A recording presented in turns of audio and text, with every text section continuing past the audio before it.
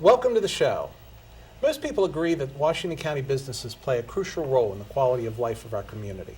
Not only do they provide products and services locally and worldwide, but also opportunities for our friends and neighbors for employment. While there may be plenty of reward to be gained by doing business, at the end of the day, it has always been a tall order. Business is tough. Tonight, we're pleased to welcome Mr. Paul Frey, President of the Hagerstown, Washington County Chamber of Commerce, an organization dedicated to helping businesses thrive in the community. Paul, tell us about what the Chamber does. We do many things, but you mentioned the main thing is we help businesses thrive, and actually in our communities, because we believe any community is driven by a healthy business and private sector. However, you have to have good education, good public safety, good arts and entertainment. So we help connect all those pieces together, whether you're a small business of one or a large business of over 2,000. Wow. So, Danielle? Well, you know, I work for profit now, but involved with several nonprofits on board of directors and things like that. And when you say about connecting those types of businesses, what are the unique challenges, and how do you bring, you know, a small nonprofit with a large company with 500 employees together like that? I think the trick is to find out what each other wants. And so when we do networking, when you're talking with another business person or a nonprofit organization, find out what their needs are and see if there's a connection you can help them with. And then they can share with you what can help them. Whether it be, I say nonprofit, it's a tax status, not a business plan. So even though there's nonprofit, they still have to make money to pay their bills, pay their staff. So I think it's about finding out what the needs are and then connecting those people up. Do you have a number of nonprofits that are a member of the Chamber? We have about 80. We have about 560 members, so it's our largest segment of nonprofits. Wow. So we have a significant amount. Yes. Okay, excellent. Colin?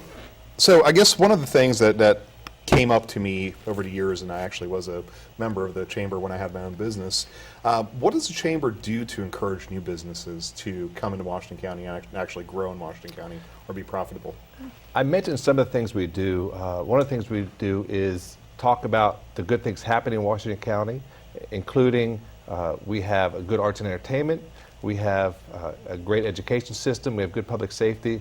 We have a very diverse business population. So if you're a small business, you're a printer, you might be able to reach out to large organizations. So it's a diversity that we help promote, and we've helped find people a niche in what they're doing with their business organization.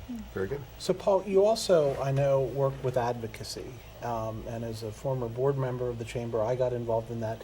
You advocate for businesses with the state and the county and the national government at some level. Can you tell me about that? And can you also tell me about some things you're working on right now in terms of that advocacy piece? Advocacy is one of our three main areas we focus on. And so what we do is, number one, we have to have good working relationships at every level, the city, county, state, and federal level. We think we do have good working relationships. We don't always agree with each other, but that's okay. When we call them, they call us back. When they need something, they do call us. So we're not afraid to advocate on behalf of businesses. And one of the things we're working on at the state level, actually at the national level, is this Department of Labor. They have an overtime law changing where instead of $25,000 minimum, it's about $47,000 minimum. You have to pay overtime. So we're doing some education. The law is going to effect, the regulations are going to effect, so we're helping to educate our members who might be small or not have the resources. They don't know what to do with the law. That's one area. At a state level, there's some wage issues that we think are not business friendly, so we're going to Annapolis to testify. We're bringing our business members with us to testify in front of the committees as well.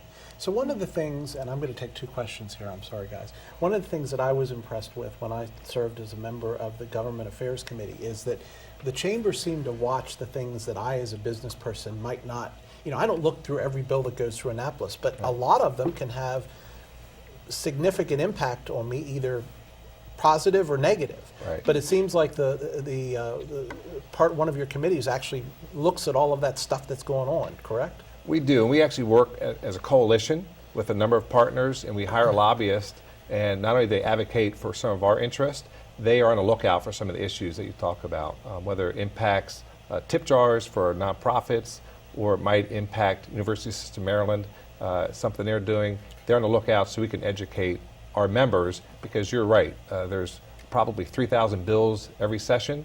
They pass probably 1,500, and so we do act as a clearinghouse working with our government affairs person in Annapolis. Danielle? You know, I'm curious, in terms of opportunities for businesses in our county. What are you seeing? What do you think is the next big thing? I think we're really on a tipping point. We have a project downtown, working with the city, the county, the Board of Education to do some development downtown.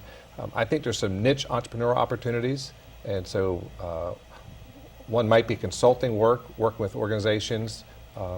I think an area of need is the health, and so there's a lot of work being done for physician's assistants, and so between the hospital and the University System Maryland, they're working together. So we think the health, we think cybersecurity is an important issue, and unfortunately the social work, because there are lots of needs. However, there's a diverse need in Washington County. Those are just some of them, including some things, people working out of their homes or out of small offices to help. Yes. Yeah. Colin? So I guess conversely to the opportunities, do you see any threats that we have, either in terms of regulation that we may have, in terms of competition that we're receiving from places like South Central Pennsylvania or West Virginia? Are there areas where we could be doing better? Excuse me. Here's something that a lot of people don't think about: the threat.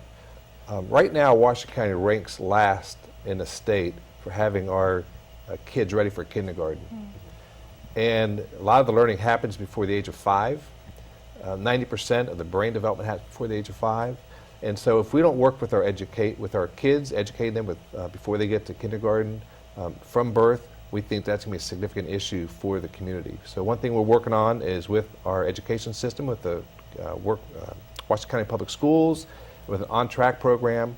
It's from birth to career or to college, helping folks be ready for the jobs that are here, but mainly helping kids be ready for kindergarten, because they get a lot of their social skills, a lot of their basic work habits before they turn the age of 5. Right. And so while that's not directly related to workforce development, long term it impacts our workforce. That's something that's really important in our community we're working on as a business organization. Perfect.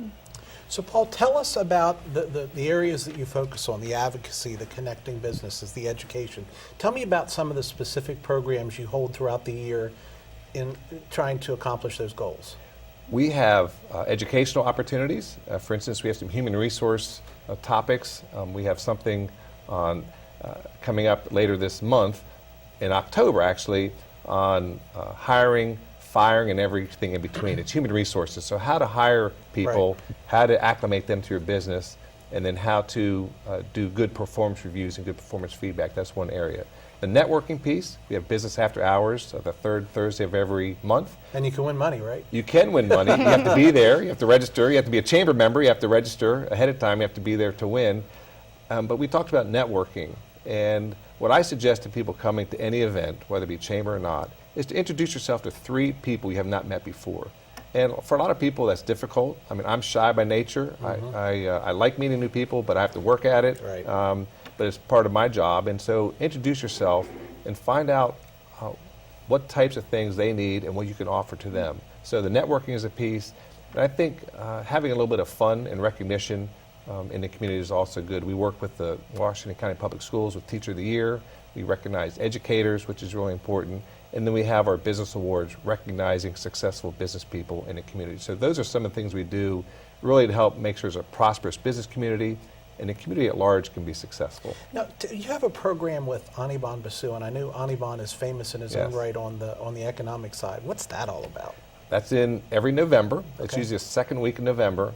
And Anirban Basu is a world-class economist, and he makes economics fun, believe it or not. Oh, I and know. funny. And what that's about is to get to know where we are headed in the future, in the next year or so. He starts nationally, then looks at the state, then looks at the county, then looks at Hagerstown, and he'll have up-to-date information that very evening. So it's really, if you have not ever been there, I would recommend for people to come, because not only we learn about what's happening with the economy nationally and locally, it'll be a little bit of fun. So I rarely do this, but I'll ask you, if they want to sign up, where do they go? What's the website? Hagerstown.org. That's pretty easy to That's remember. right. So, I'll tell you my one little 5-second chamber story. The first year I joined as After 5 Productions, the membership at that point was $300 or whatever, because I was just 1 or 2 people. You were like 15 years old then? Exactly. But that first year, I had $30,000 of chamber attributable business. Wow. So for me, it was worth the price of admission. And we tell people you do need to be involved, and if you can't be at every event, that's okay, because the Chamber's acting on your behalf. We're in Annapolis, we're helping you here locally, we're helping to make sure it's a good place for people to want to live and to raise their kids. So we want you at events. If you can't be there, we can act on your behalf as well. Paul Frey, ladies and gentlemen, from the Hagerstown, Washington County Chamber of Commerce. Next up on the flip side, our panel weighs in on a new position in the federal government. We're back in 3 minutes. Please stay with us.